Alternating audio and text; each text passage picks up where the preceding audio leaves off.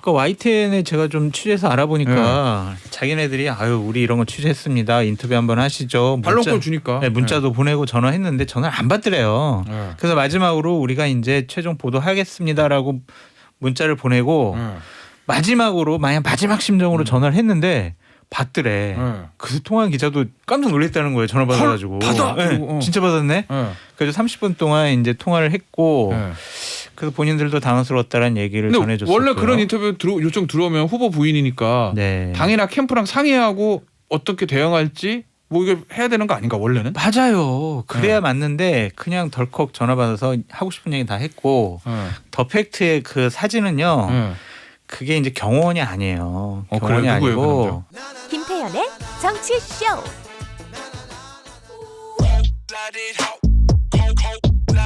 좋은 시사방송 고르는 법. 분석이 뻔한 헐렁한 평론 꺼지시고 정치자분 너희 바라는 진직해 싸움닭들도 나가시고 그 신선도 떨어진 뉴스로 가득한 시사방송 이것도 나가라 이 말이야. 어? 자 그럼 어디 보자. SBS 김태현의 정치쇼 그 여의도 타짜만 남았네. 시간이 좋은데요. 이 스우파에 나왔던 노래인데 이게 제시 노래 아니에요? 좋습니다. 오늘 여의도 타짜 김태현의 정치쇼 셋 중에 하나라고 하면 큰일 나니까 최고의 시그니처 코너 탑 오브 탑 원탑 아무도 범접할 수 없는 코너 여의도 타짜 두 번 모셨어요. 장성철 대구 가톨릭대 특임 교수, 윤태권 더모아 정치 분석 실장입니다. 안녕하세요. 안녕하세요. 안녕하세요. 자 오늘 저희가 여기도 타짜에서 짚어볼 거는 역시 뭐 윤석열 후보 아내인 김건희 씨 문제하고 그다음에 이재명 후보 뭐 얘기를 좀 해볼 건데 일단 어제 관훈클럽 토론이 있었잖아요. 네. 근데 사실은 관훈클럽 토론회가 제일 어떻게 보면 되게 중요하고 나가는 후보들 입장에서는 질문자의 수준이 가장 높기 때문에 좀 어려울 수 있는 통화인데 어땠어요? 총평부터 좀 해주시면. 잘했다라는 평가가 많았었던 것 같고 그게 이제 기대 수준이 이렇게 높은 게 아니라 못할 것 같은데 그런데 잘했다? 많이 나아졌다? 그런 표현을 썼고요. 현안에 대해서 원론적이지만 본인 얘기를 잘했다라는 생각이 드는데 저는 가장 높게 평가하고 싶은 게 연금 개혁을 하겠습니다. 연금 개혁 공적 개혁 위원회 같은 걸 구성을 해서 하겠다라고 말씀하셨는데 이거 정말 대선을 앞둔 대선 후보가 하기 힘든 얘기거든요. 이거 정말 대상자들은 다 싫어해요. 그러니까 군인, 공무원, 일반 국민 다 싫어하는데 이거를 용기 있게 꺼냈다라는 것은 제가 평소에 윤석열 후보에게 비판을 많이 하고 있는 입장이지만 정말 잘하셨다라는 생각인데 김건희 여사와 관련된 부분은 뭐 몰랐다, 뭐 아닌 것 같다 이런 식의 무책임한 모습을 표한 것은 조금 아쉬웠다라는 생각이 듭니다. 저도 비슷해요. 그런 이야기가 있어요. 저도 어제 뭐 다 보진 않았는데 TV 토론 같은 거 볼 때 일부러 소리를 끄고 보는 사람들도 있어요. 이쪽 전문가들 중에서는. 그러니까 비언어적 표현을 보기 위해서인 거죠. 너무 이렇게 유심하게 보면 막 하나하나가 귀에 들어와 버리니까 이 사람이 이제 상황을 장악하고 있는지 당황하진 않는지 뭐 이런 것들로 볼 때 어제 윤석열 후보 토론은 뭐 괜찮아 보였다라는 것이고 그러니까 앞서서 그 훈련을 많이 했잖아요. 경선할 때 워낙 많이 했지 않습니까 그때. 그런 효과가 있는 것 같아요. 그리고 뭐 내용에 들어가서는 저도 방금 소장님하고 거의 대동소이한. 감사합니다. 근데 어제 그 장성철 교수 얘기한 것처럼 연금 개혁이라는 어려운 주제 그런 거를 던졌음에도 불구하고 어제 관훈 토론회 이후에 윤석열 후보 발언 중에서 제일 많이 보도된 건 국민연금 공적연금을 개혁하겠다. 표에 도움이 안 되더라. 이게 아니라 전체적으로는 문제가 없는 것 같다. 부분적으로는 모르겠지만 그날 어제 아침에 보도된 YTN 보도 그다음에 거기에 대한 김건희 씨 인터뷰 요거에 대한 본인의 해명 이게 제일 크게 이제 보도가 된 거잖아요. 어제는 상황 자체가. 그래서 저희가 김건희 씨 요 문제 논란 문제 요를 좀 짚어봐야 될 것 같은데 뭐 자세한 얘기는 우리 청취자 여러분 다 앞서 저희가 뉴스 언더블락에서도 말씀드렸으니까 아실 거고 어제 어떻게 보셨어요? 윤 후보의 관훈클럽에서의 그 해명. 직설적으로 말씀드리면 말도 안 되는 거짓말을 하신 것이 아니냐라는 생각이 들고 거짓말이 아니면 무능력하고 무책임한 것이 아니냐라는 생각이 듭니다. 지난 4월에 윤석열 후보가 검찰총장 그만두고 나서 제일 먼저 했던 것이 네거티브 대응팀을 만들어서 본인과 가족과 관련된 여러 가지 네거티브 사항을 점검을 하고 대응을 어떻게 해야 될 것이냐를 집중적으로 준비를 해왔는데 이런 것에 대해서 몰라요. 나는 들어본 적 없는데요. 뭐 그 사실 아닌 것 같은데요. 일부만 뭐 그런 거 아닌가요? 이런 식의 반응을 보였다라는 것은 정확히 말씀드리면 부분적으로는 몰라도 전체적으로는 허위 경력이 아니다. 이게 이제 어제 윤석열 후보가 얘기했던 거 말에 가장 그러니까 중요한 그런 문제죠. 반응을 보였다는 것 자체가 몰랐다라고 하기에는 너무 시간이 많이 그동안 지나왔었고 예? 대응하는 팀에 예. 시간이 많이 지나왔었고 준비를 잘했을 텐데 저는 알고 있었는데 예. 애써 좀 옹호하려고 하는 것이 아니냐 보호하려고 했던 것이 아니냐라는 점 때문에 상당히 실망스럽고 그러니까 그냥 전 이랬으면 좋겠어요. 그러니까 본인이 알고 있었다는 거는 이 네. 선거 과정에서 네거티브 팀이 더 준비하면서 알게 됐을 거다 이런 취지인 거죠? 그걸 안 했으면은 그거는 말도 안 되는 캠프인 거죠. 그러니까 저는 이랬으면 좋겠어요. 어떻게요? 허위 사실이라고 본인도 어느 정도 인정을 한 부분이 있잖아요. 예. 예? 돋보이게 하려고 제가 욕심 냈습니다. 그것이 죄라면 죄입니다라고 얘기했잖아요.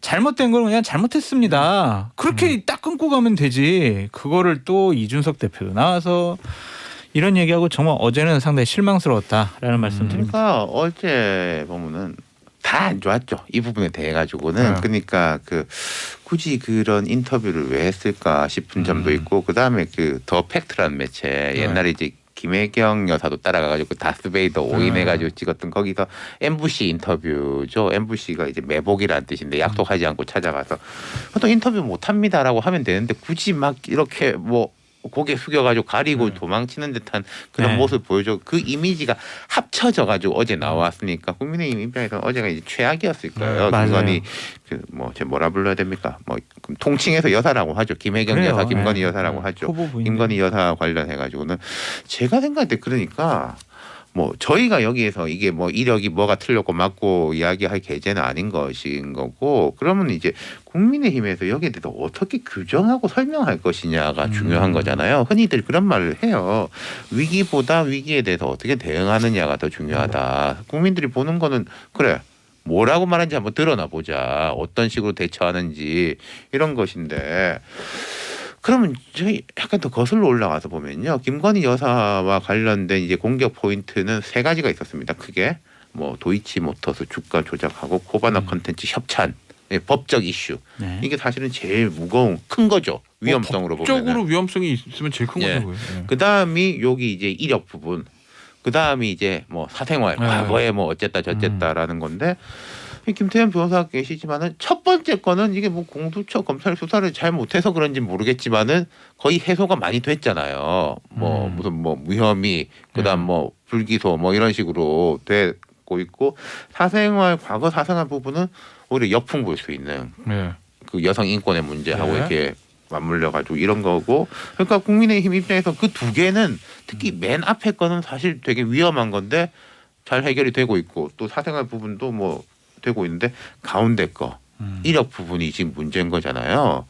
여기에 대해서는 그 자체적으로 정리가 잘 안 된 것 같아요. 그러니까 앞서 장성철 소장님 말씀하셨지만 네거티브 팀 뭐 이쪽이 있다라고 하면 법적인 부분은 뭐 윤석열 후보부터가 전문가니까 대응을 잘하는 것처럼 보여요. 그리고 사생활 이슈 같은 경우에 요즘 뭐 꼭 국힘에서 나서지 않더라도 역풍도 부는 것이고 그렇다면 이 두 번째 거만 하면 되는데 정리가 안 돼 있는 느낌인 거예요. 어떻게 해야 될지에 대한 정리. 저도 그 정리가 안 된다고 느끼는 게 앞서 윤태곤 실장도 짚어줬지만 어제 그 타이밍에 그런 식의 인터뷰를 왜 했을까? 뭐 이런 거. 그다음에 사진은 왜 그렇게 찍히게 됐을까? 요거거든요. 그럼 결국 당에서 또는 선거 캠프에서 아직 김건희 여사에 대한 뭐라고 그래야 되나? 어떤 컨트롤이라고 해야 되나? 아니면은 김건희 여사에 대한 어떤 메이킹이라고 그래야 되나? 이게 좀 안 되는 상황인 거예요? 그러니까 YTN에 제가 좀 취재해서 알아보니까 자기네들이 아유 우리 이런 거 취재했습니다. 인터뷰 한번 하시죠. 반론권 주니까. 네, 문자도 보내고 전화했는데 전화를 안 받더래요. 네. 그래서 마지막으로 우리가 이제 최종 보도하겠습니다라고 문자를 보내고 마지막으로 마지막 심정으로 전화를 했는데 받더래. 그래서 통화한 기자도 깜짝 놀랐다는 거예요. 전화 받아가지고. 받아? 네, 진짜 받았네. 그래서 30분 동안 이제 통화를 했고 그래서 본인들도 당황스러웠다는 얘기를 근데 전해줬었고요. 원래 그런 인터뷰 요청 들어오면 후보 부인이니까 네. 당이나 캠프랑 상의하고 어떻게 대응할지 뭐 이거 해야 되는 거 아닌가 원래는? 맞아요. 그래야 맞는데 그냥 덜컥 전화 받아서 하고 싶은 얘기 다 했고 더 팩트의 그 사진은요. 그게 이제 경호원이 아니에요. 경호원이 그래, 누구예요, 그 아니고 남자? 안경 쓴 남자? 이제 황 사장이라는 분의 이제 아들이라서 원래 조카라고 부르는 황 사장도 아니고 황 사장의 아들이야. 네. 황 사장은 누군데요? 있어요. 그 뭐 옛날에 지인이겠죠. 강원도에 뭐. 뭐 이렇게 해서 네. 있는 그 네. 조카라고 부르는 그분인데 그러니까 지인이구나 그냥. 예. 사적인 지인. 예. 예, 얼굴을 이제 이렇게 가린 거는 네. 이제 마스크를 안 써가지고 예. 그렇게 가린 거고 예. 목덜미 잡고 이렇게 들어간 거는 도대체 이해가 안 되는데 예. 저는 어제 이준석 대표도 좀 꼬였다라는 생각이 들어요. 왜냐하면 해명을 할 때 뭐라고 했냐면 결혼 전의 일인데 어제 아유 이거 뭐 우리가 어떻게 후보한테 윤석열 후보가 책임 묻는 어떻게 거는 무리다 이렇게. 결혼 후에 허위 경력 이게 쓴 것도 나왔잖아요. 그러니까 이게 어제는 국민의힘 측이 정말 모든 게 다 꼬였다라고 보여집니다. 아 그러니까 제가 궁금한 건 왜 당에서 공식적으로 예를 들면은 후보 부인한테 어떤 문제가 생기고 인터뷰 요청이 들어오면 네. 캠프나 당과 의논해가지고 이렇게 대응을 해야 되는데 그게 왜 안 되냐는 거죠. 캠프 내에 있었던 일을 제가 방송 중에 말씀드리기는 참 곤란한데 네. 그럼 끝나고 그냥 저한테만 말해주세요. 좀 네. 이렇게 컨트롤하기가 어려운 모양이에요. 이거 뭐 좀 공식적으로 어떤 서포트를 받으셔야 됩니다. 보좌를 받으셔야 됩니다. 이런 얘기하는 것도 상당히 좀 어려운 상황인 것 같습니다. 자 그러면 이제 선대위에서 이제 네거티브의 일종이니까 이 부분을 정리를 해야 되잖아요. 어떻게 해야 돼요? 예를 들면 이제 지금처럼 그냥 당이 캠프가 관여하지 않고 속된 말로 등판을 안 시키고 계속 그냥 수면 아래 있게 하는 게 맞아요? 아니면 이왕 이렇게 된 거 당에 들어가가지고 아니요. 메이킹 그러니까 해가지고 뭐 등판 등판시키자, 이렇게 해야 예를 돼요. 들어서 그 김혜경 여사처럼 일정을 되게 많이 하는 뭐 그렇게는 안 하더라도 이 사안에 대한 정리는 필요한 거죠. 정리와 규정과 대응은. 근데 지금은 그게 없는 상황이에요. 그러니까 뭐 우리가 좋다, 이거 잘한다 못한다라고 평가할 게 없어요. 없으니까. 앞으로 어떻게 해야 되냐고는 거지.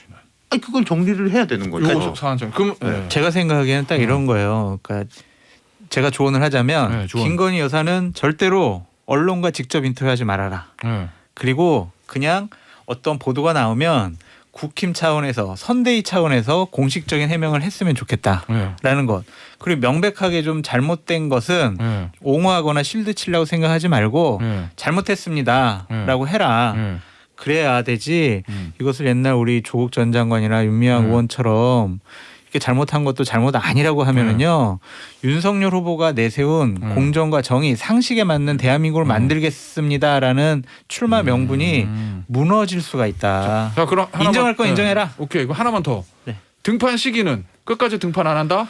저는 공식 선거운동 기간 등판한다? 2월 25일 날 이후에 녹화 중계를 하면서 등판을 해야 한다라는 생각입니다. 2월 25일에 공식 선거운동이에요? 네. 아 그때까지는 등판 안 하는 게 맞다? 안 하고 네. 그냥 그 당시에 어디 광주에 가서 양로원에 가서 뭐 봉사활동했습니다라고 다음 날 사진으로 이렇게 그렇게? 녹화 중계하는 게 맞다. 그러니까 이게 어쨌든 당의 이제 정리와 개입이 필요한 거고 예컨대요.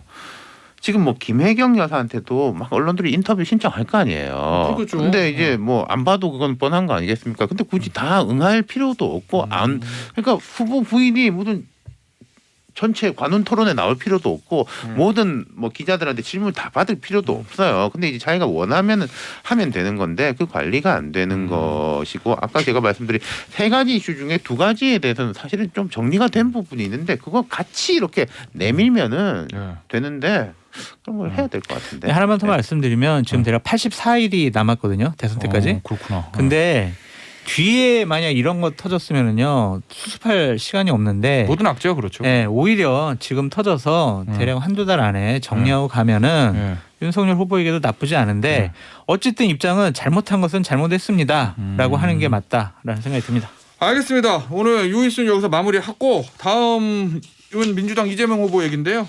우리 셀럽들의 얘기부터 좀 듣고 올게요. 내 거인 듯 내 거 아닌 내 거 같은 너, 네 거인 듯 네 거 아닌 네 거 같은 나, 이재명 후보에게 바치는 이 애동노래 어때요? 사실상 민주당 대선 후보가 전두환 씨 경제 성과를 인정했다는 것인데 사실상 국민의힘 후보 아니에요? 제 얘기는 아니고 이 심상정 정의당 대선 후보도 사실상 이렇게 비판을 했어요. 전두환 씨를 언급하는 자 누굽니까? 이재명 후보 실망입니다. 윤석열 후보가 전두환 씨 발언에서 광주 사과했지 않습니까? 그때 이 후보가 비판한 걸로 아는데요. 게다가 이 후보 그 전두환 씨 비서까지 밟았잖아요. 자, 다섯개 전 이재명 대선 후보 보수 민주까지 끌어안으며 중도층 확장 간다.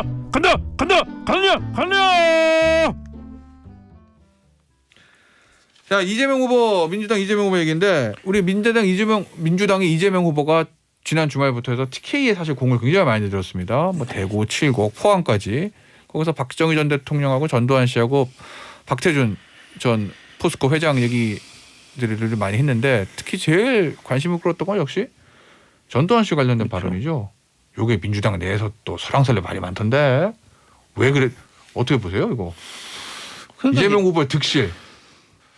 글쎄 이게 뭐 장기적으로 어떻게 될지 모르겠는데 이제 이재명 예를 들어서 박정희 전 대통령이라든지 박태준 그 회장에 대한 평가는 민주당에서도 기존에 많았었어요. 그렇죠. 그건 뭐 크게 저기 할 게 아니고 그러니까 이제 전두환 부분이 눈에 띄는 건데 어쨌든 이재명 후보는 TK에 가가지고 내가 여러분이 생각하는 것보다 훨씬 조금 보수적인 면도 있다, 중도적인 면도 있다 이런 걸 보여주고 싶어 한 것 같아요. 근데 좀 과한 거 아니냐. 그리고 우리가 이제 뭐 우회전을 하건 좌회전을 하건 약간 깜빡이를 켜고 들어가야지 지지자들이 거의 따라갈 수가 있는데 그 흐름을 쭉 들어갔다는 거구나. 너무 확 가버리니까 뭐야 이렇게 되는 거고 또 이제 윤석열 후보에 대한 과거의 이제 공격들 그게 무화가 되는 거죠. 이게 대구에서 그랬을까요? 그래서 또 광주 가서 그럴 리는 없는 거잖아요. 그러니까 즉흥 연설을 하면 흥분해요. 그래서 그냥 딱 박정희 전 대통령까지만 딱 끊었어야 되는데 네. 전두환 전 대통령까지 해서 오버한 것이 아니냐라는 생각이 드는데. 그러네. 왜냐면 이재명 후보도 이번에 거기 칠곡이었죠. 네. 즉흥 연설하다가 이런 사단이 난 거고 사달이 난 거고 예전에 누구야 윤석열 후보 전두환 발언 때도 당원 협의회에서 즉흥 근데 연설하다가 저는 사고 난 이게 그냥 즉흥일까 싶어요. 왜냐하면 그래요? 의도가 있다? 아니 윤석열 후보가 그 앞에 이거를 이 난리 난 거를 예. 우리가 모두가 기억하고 있잖아요. 그럼 그게 이제 이재명 후보의 머릿속에 없었을까? 현장 가서 하면은 흥분돼가지고 잊어버려요 그냥. 블랙아웃 돼 블랙아웃. 그럼 윤청훈 실장 얘기는 이건 이재명 후보가 나름의 노림수가 있었다는 건가? 그렇죠. 그리고 그 뒤에 이제 나오는 것도 보면은 뭐 이게 뭐 갈라치기 하지 마라, 이분법적으로 하지 마라라고 이제 해명을 계속하는 거잖아요. 그러니까 이제 저는 이 부분이 어떤 발언 내용보다 그러니까 민주당의 정체성과 정서 안 맞는 얘기들을 계속하고 있다라는 생각이 들어서 이재명 후보에게 우려스럽다. 호남이 최대 지지 기반인데 조금이라도 전두환 전 대통령에 대해서 옹호하거나 잘했다라는 표현을 하면 호남에 계신 분들이 과연 이재명 후보에서 어떻게 생각을 할까? 호남 지역의 의원들이 다수인 민주당 내에서는 어떻게 생각을 할까? 이건 자신들의 정체성과 안 맞는 얘기다라는 것이고 또 하나는 다주택자 양도세 중과하는 것을 유예하겠다 이러는 것도요. 민주당이 자기네들이 지난 국회 때 야 이건 조세정이야 불로소득은 환수해야 돼라고 하면서 밀어붙였던 거 아니에요.